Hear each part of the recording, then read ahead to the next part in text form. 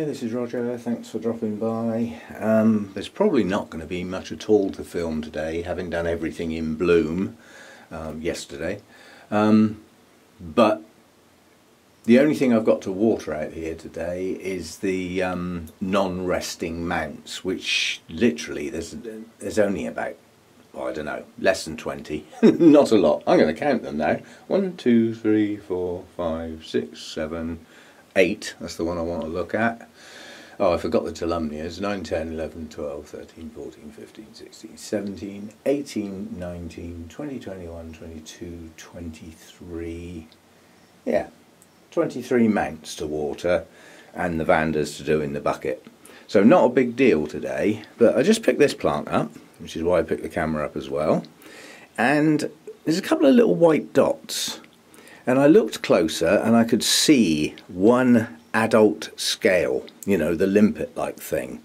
And I thought, well, that's not possible. This plant's clean. It's looking good. And you look over it and you look over it. And then you look properly. There they are. And I doubt if I've looked around the back of that leaf for a long time. But there's the little colony.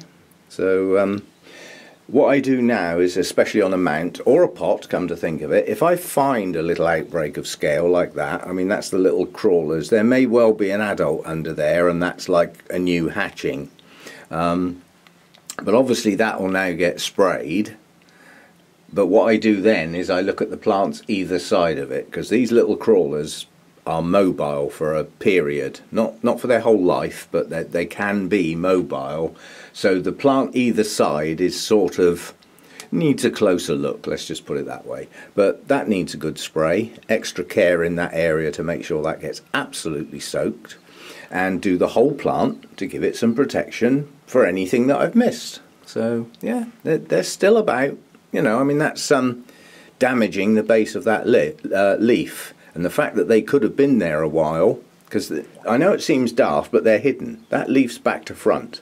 So when I inspect this plant, I always look on the underside of that leaf, but I haven't looked round there. So they're easily missed. You really have got to keep your eye on these things once you've had them. But anyway, good spray for that one, and a good look over the one each side. Quite honestly, the one on the right of this one is a bulbophyllum, and I've yet to have a single bug on any of the bulbophyllums. Zero. Zilch. Not one bug has touched the bulbophyllums. So perhaps they just taste horrible. I don't know. But there are some plants in here that I can safely say have never had a bug on them. And then there are others which I'd say I really have to keep my eye on. Telumnias especially, because they had the worst of the scale, along with a couple of other things, but you know, really got at those. So anyway, keep your eye out.